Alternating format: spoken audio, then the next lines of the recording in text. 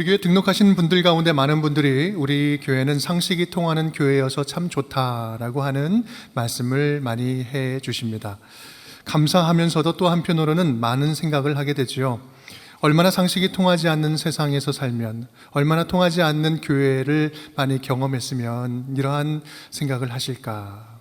실제로 지금 우리 한국교회는 세상으로부터 말이 통하지 않는 집단, 전혀 상식적이지 못한 자들이라고 욕을 먹고는 하지요.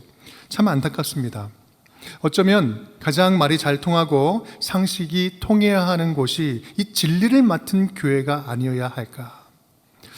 그런 면에서 상식이 통하는 교회는 우리 교회의 3대 목표이면서 또한 절실히 이 시대 교회들에게 꼭 필요한, 가장 필요한 부분이 아닌가 하는 생각을 하게 됩니다.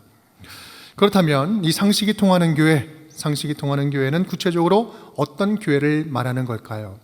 이 상식이라는 단어는 어려운 단어는 아닙니다. 사회 구성원이 보통 알고 있거나 알아야 하는 일반적인 지식, 이해력, 판단력 이런 걸 이야기하죠. 다르게 말하면 상식은 전문적인 지식은 아니더라도 정상적인 일반인들이 깊이 생각하지 않고도 동일하게 공유하는 지식과 판단력을 말합니다. 그런데 그 상식의 특징이 있다면 그것은 상식은 시대와 상황과 문화에 따라서 변화될 수 있다는 거예요. 쉬운 예로 보면 1633년 갈릴레오가 지동설을 이야기하기 전까지는 기독교 세계에서는 천동설이 상식이었죠. 하지만 지금은 어느 누구도 천동설을 주장하는 사람은 없을 겁니다. 상식은 영원한 진리는 아닙니다. 다만 진리는 아닐지라도 동시대를 살아가는 사람들에게 사회적인 질서를 유지하는 가이드라인이 되어준다는 사실만큼은 분명하죠. 서로가 상식이라는 가이드라인을 서로가 서로를 지켜줄 때 건전한 관계와 질서를 우리는 함께 세워갈 수 있습니다. 그래서 상식적인 것은 굉장히 중요하죠. 그런데 앞서 말씀드린 것처럼 지금 교회의 현실을 보면 오히려 세상보다 상식적이지 못한 면들이 많아서 지탄을 받고는 합니다. 하나님의 일을 하는 것도 중요하지만 하나님의 일을 하나님께서 원하시는 방법으로 하는 것은 더 중요합니다. 이것이 상식이 통하는 교회요, 상식이 통하는 목회인 것이죠. 우리 교회가 목표로 삼는 상식이 통하는 교회가 바로 그런 교회입니다. 오직 하나님만 영광 받으시고 예수 그리스도만이 교회의 주인이시며 성도들 모두가 교회의 건강한 주체가 되어서 민주적으로 교회를 함께 세워가는 교회, 바로 그것이 상식적인 교회, 상식이 통하는 교회의 모습인 것입니다. 그런 의미에서 오늘 하나님께서 우리에게 원하시는 상식이 통하는 교회는 어떤 교회인지 함께 도전받고 함께 세워가기를 결단하고 다짐하는 우리 운정의 모든 식구들 될 수 있기를 주님의 이름으로 축복합니다. 함께 따라하겠습니다. 소통이 살아있는 교회. 소통이 살아있는 교회. 상식이 통하는 교회의 가장 대표적이고 명백한 특징 하나를 꼽으라고 한다면 그것은 소통이 잘 된다는 거예요. 소통. 쉽게 말하면 말이 통하는 교회라는 거예요. 대부분의 교회 문제를 좀 거슬러 쭉 올라가다 보면 말이 안 통해서 발생되는 문제들이 대부분이에요. 뭐가 잘못됐다기보다는 소통이 제대로 안 이루어져서 뭔가 어그러지는 거죠. 분명히 서로 한국말로 하는데, 외국말도 아니고 한국말로 하는데 못 알아들어요. 자기 말만 하고 전혀 듣지 않고 말귀를 알아듣지 못하면, 여러분 그런 상황들 종종 경험하죠? 가슴이 어떻습니까? 답답한 거예요. 삶은 고구마를 물 없이 한 100개 먹은 것처럼 답답한 거예요. 말이 통하지 않으면 숨통이 막히는 것과 같습니다. 여러분, 관계에서도 말이 통하지 않으면요, 그 관계는 숨이 막히는 관계예요. 죽은 관계나 마찬가지예요. 적어도 우리 교회에서만큼은, 우리 하나님의 자녀들만큼은 그러지 말자라는 거죠. 우리 42절 말씀 우리 함께 읽겠습니다. 그들이 사도의 가르침을 받아 서로 교제하고 떡을 떼며 오로지 기도하기를 힘쓰니라. 아멘. 여러분, 이 장면은요, 초대교회가 보여주는 가장 대표적인 장면 가운데 하나입니다. 한마디로 말하면 초대교회는요, 수직적인 관계와 수평적인 관계에서 소통이 뻥뻥 뚫리는 교회였다라는 거예요. 사도들은 열심히 가르치고 성도들은 열심히 배웁니다. 하늘의 뜻을 받아들여요. 수직 관계에서 뚫린 소통이에요. 교회가 바르게 성장하기 위해서는요, 사도들의 권위가 살아있고 하나님의 말씀이 정직하고 바르게 전파되어야 되는 거죠. 요즘 말로 하면 목사들의 영적인 권위가 공동체 안에서 분명하게 세워져 있고, 목사는 어떤 것이 진리인지 진리가 아닌지, 어떤 것이 약이 되고 어떤 것이 독이 되는지를 분명히 말해줄 줄 알아야 되는 것입니다. 영적인 권위를 통해서 하늘의 뜻이 온전히 전해지고 소통되는 것, 첫 번째 중요한 거죠. 또한 교회는요, 수평적인 관계에서도 투명하고 역동적인 소통이 일어나야 되는 것입니다. 오늘 말씀 보면 서로 교제하고 떡을 떼었다라고 이야기를 하죠. 초대교회 성도들은 모두가 너나 할 것 없이 적극적으로 서로의 마음을 나눌 줄 알았어요. 지금 이 사람이 무슨 생각하고 있는가, 그게 보면 불투명한 관계가 아니라 속마음을 다 드러내놓고 서로 소통하는 그런 관계, 믿음을 소통했다는 거죠. 하나님과의 적극적인 소통이 일어나고 성도들 간의 교제와 소통이 역동적으로 일어나는 것, 이것이 바로 초대교회가 가지고 있었던 교회의 본질이었다라는 거예요. 그리고 그들은 기도하기를 힘씁니다. 함께 기도하면서 함께 인도함을 받죠.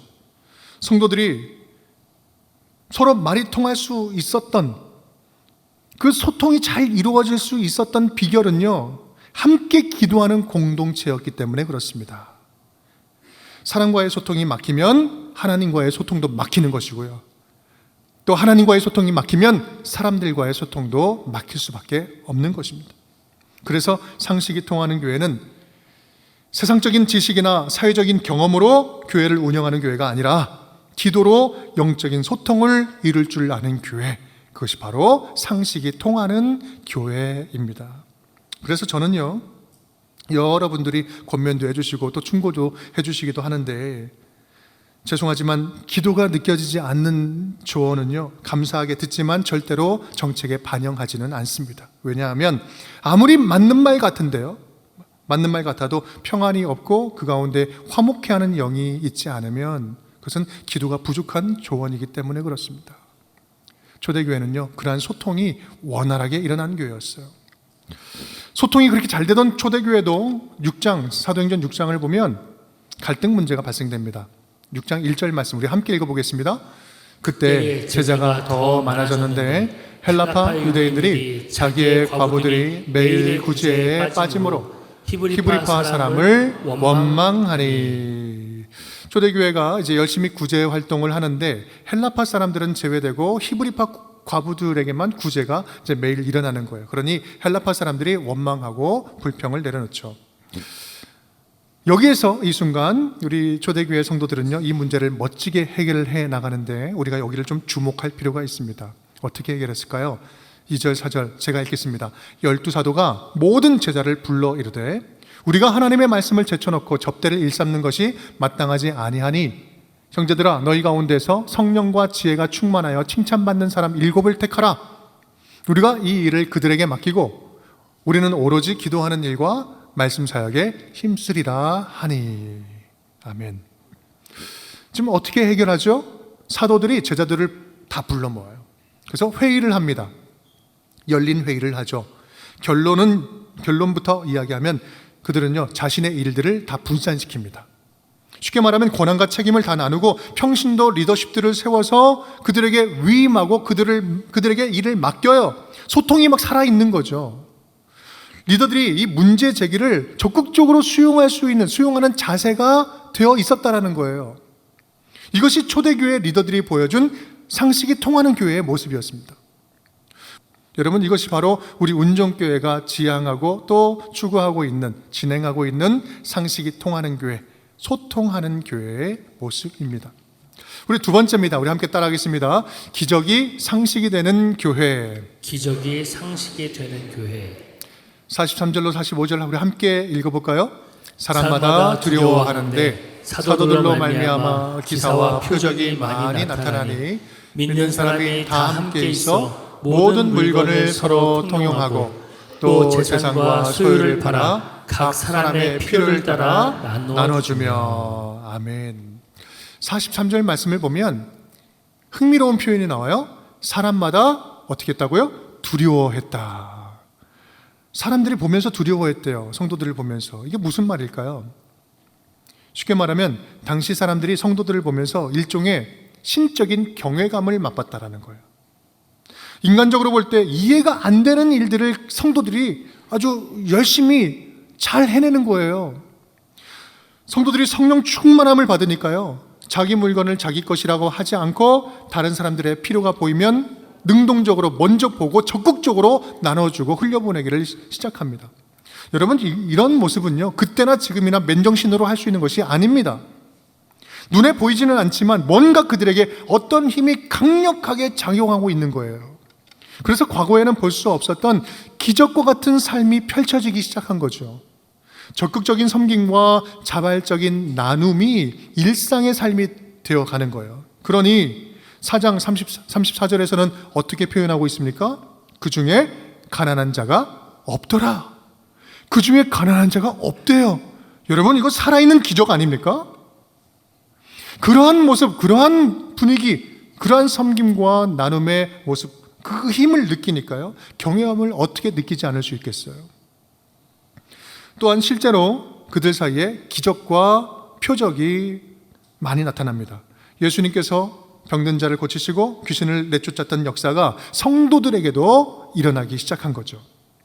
복음이 전해지니까 절대로 변화될 수 없었던, 변화되지 못했던 그 인간이 새 사람으로 변화되는 그 기적을 보게 되는 거예요. 초대교회 성도들이 가는 곳곳마다 그런 기적이 날마다 일어나게 됩니다.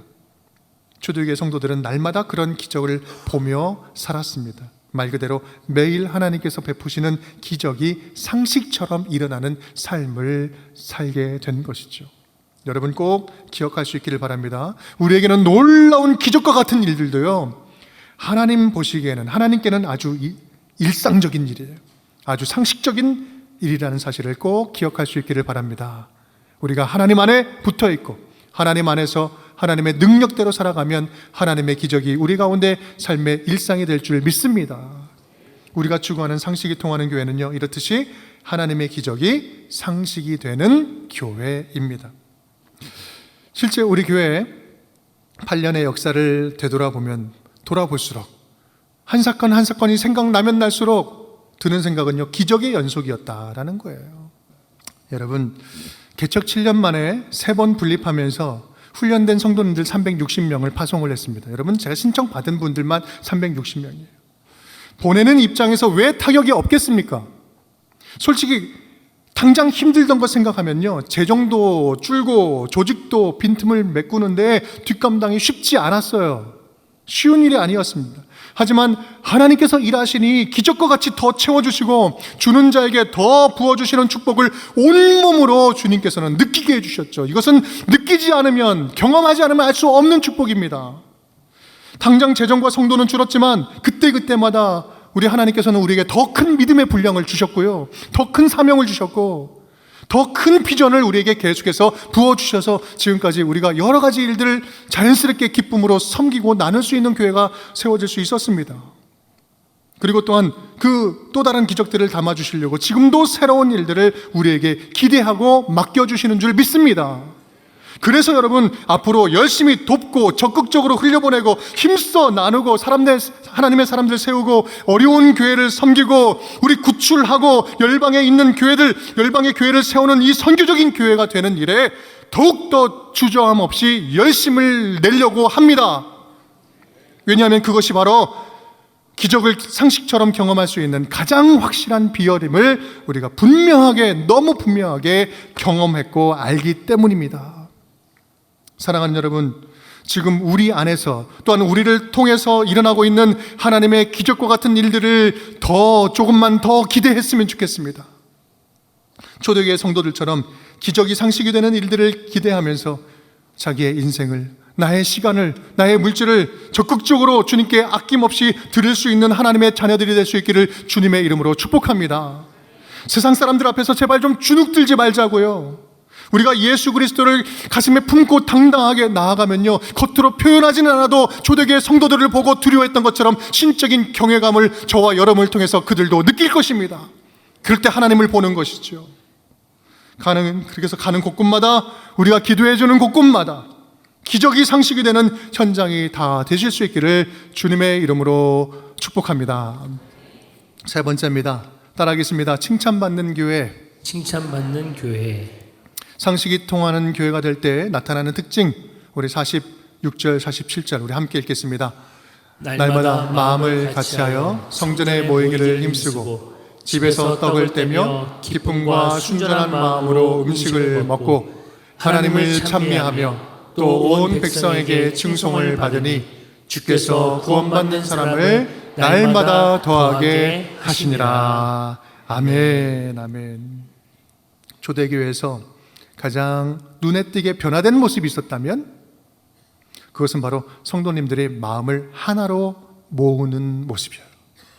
마음을 하나로 합할 줄 아는 성도들이 된 거예요. 마음을 하나로 모아서 성전에 모이기를 힘쓰고 함께 모여서 음식을 서로 나누고 함께 모여서 하나님을 찬미합니다. 함께 마음을 투명하게 연결해서 한마음 품는 그런 성도들이 된 거죠. 화목한 공동체를 이룹니다. 그럴 때 당시 그곳에 있는 온 백성들, 주변 사람들이 그 화목한 공동체를 보면서 하나님을 만나고 또 칭찬하기 시작합니다.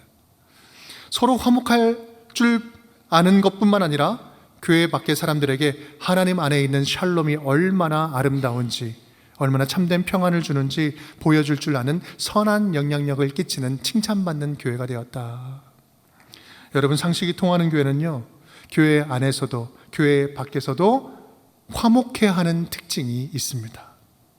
화목한 거예요. 만나면 싸우고 만나면 갈등이 일어나고 만나면 뭔가가 다 갈라지는 것이 아니라 만나면 문제가 해결되고 만나면 무엇인가 오해가 이해로 풀려지는 그런 공동체. 여러분, 살다 보면 왜 갈등이 없겠습니까? 가까울수록 갈등은 더 많이 발생되죠. 더 민감한 문제를 건들기도 하죠. 세상과의 갈등도 갈등이지만 교회 안에서도 성도들 간의 그 갈등은 참 많이 생깁니다. 상식이 통하는 교회는요, 갈등이 없는 교회가 아니라 그 갈등이 발생되었을 때 그 문제를 해결할 수 있는, 해결하는 대안을 가진 공동체예요. 우리 교회는 그런 초대교회가 화목함을 유지할 수 있었던 대안이 있었던 것처럼 우리 교회도 대안이 되는 좀 여러 장치들을 가지고 있습니다. 안전장치죠. 많은 분들이 알고 계시지만 제가 보니까 더 많은 분들이 모르시는 것 같아서 오늘 좀 말씀을 나누고자 합니다. 우리 교회는 우리 인간의 연약함, 사람의 연약함이 지니고 있는 실수와 다양한 유혹과 걸림돌에 넘어질 위험을 줄이기 위해서 정책적으로 여러 가지 좀 장치들을 마련하고 있는데요. 다음과 같은 것들입니다. 담임 목사는 6년마다 재신임 투표를 합니다. 그래서 작년에 여러분 기억하시는 분 계시죠? 모든 성도님들 재신임 투표를 했습니다. 다행히 통과가 됐습니다. 계속해서 그 담임을 해도 괜찮은 목사인지 중간 점검을 해보자는 거죠. 담임 목사도 언제든지 넘어질 수 있고 잘못될 수 있으니까 제도적으로 안전장치를 마련하자는 것입니다. 이거는 담임 목사의 어떤 개인적인 역량을 평가하려고 하는 것이 아니라 공동체와 개인을 안전하게 건강하게 지키고자 하는 여러 장치 가운데 하나인 것입니다. 그리고 담임 목사 시무 기한도 65세입니다. 65세면 더 하고 싶어도 내려놓고 저는 갈 겁니다. 왜요? 세상의 흐름과 상식선에서 우리 교회도 맞추어 가자라고 하는 거죠. 그래서 시무 장로님들의 시무 기한도 6년 담임제로 65세까지 하고 있습니다. 시무를 마친 장로님들은요, 모든 리더십과 발언권을 다 내려놓고 겸손하게 교회 곳곳에 스며들어서 꼭 필요한 일들, 영적인 어른의 역할들을 그 있는 곳에서 겸손하게 섬기는 일만 감당하는 것이 우리 교회의 아름다운 전통입니다. 리더십이 다음 시대에 이양되지 않는 이 장로교회의 고질적인 폐단을 방지하기 위한 안전장치로 우리가 마련하고 있는 것이죠. 또 원로 목사 제도도 없앴고 명예장로, 명예권사, 명예집사 제도도 하지 않습니다. 직분은 철저하게 하나님께서 섬김을 위해서 주신 것이지 명예직이 아니기 때문에 그렇습니다. 교회를 넘어뜨릴 수 있는 이러한 위험성과 유혹과 시험거리들을 제거하고 안전장치를 마련함으로써 목사 장로를 비롯한 모든 성도님들이 다 함께 건강하게 개혁적이고 건강한 교회를 함께 세워나가자라는 말씀인 것이죠.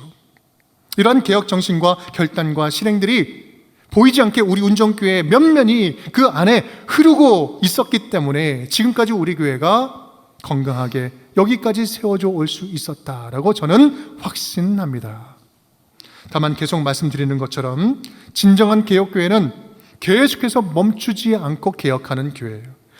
했던 개혁도 계속해서 또 개혁할 수 있는 용기 있는 교회가 진짜 교회이기 때문에 2026년도를 함께 살아가고 있는 여러분들과 투명한 소통 그리고 책임 있는 논의를 통해서 날마다 개혁하는 교회, 더 상식적인 교회, 더 깨어있는 선교적 교회를 우리 함께 세워가기를 간절하게 소망합니다. 사랑하는 여러분, 말씀을 맺겠습니다. 우리 운정교회가 나름대로 열심히 달려오고 있지만 지금보다 조금 더 상식적인 교회가 되었으면 좋겠습니다. 말이 통하는 교회가 되었으면 좋겠어요. 적어도 세상과도 말이 통하고 교회 안에서도 말이 좀 통했으면 좋겠어요. 영통했으면 좋겠습니다. 통즉 불통이요 불통즉 통이라. 통하면 안 아프고요, 안 통하면 아파요. 허준 드라마에 나오는 이야기잖아요. 여러분, 교회가 그런 거예요. 통하면 안 아파요. 여러분, 말이 통하는 교회, 사랑이 통하는 교회, 우리의 영혼이 서로 통하는 교회가 될 수 있기를 간절히 기대합니다. 영적으로는요, 하나님의 뜻과 마음을 온전히 깨닫고 적극적으로 주님의 손과 발이 되어서 역동적으로 섬기는 선교적인 교회가 되기를 간절히 축복합니다. 관계적으로는 온 교회 성도님들이 마음을 하나로 모아서 하나님의 놀라운 기적을 날마다 상식처럼 누리는 화목한 칭찬받는 교회가 되기를 간절히 바랍니다. 그래서 주변 사람들로부터 칭찬받는, 믿음직한 교회다. 여기는 나의 믿음이 이 사회를 믿고 맡길 만한 교회가 함께 있어서 행복하다. 믿지 않는 자들에게 그러한 칭찬을 받는 교회가 된다면 얼마나 좋을까요? 그래서 자타가 공인하는 상식이 통하는 교회, 건강한 교회, 운정교회를 함께 기둥들이 되어서 함께 세워가는 우리 운정의 모든 식구들 될 수 있기를 주님의 이름으로 축복합니다.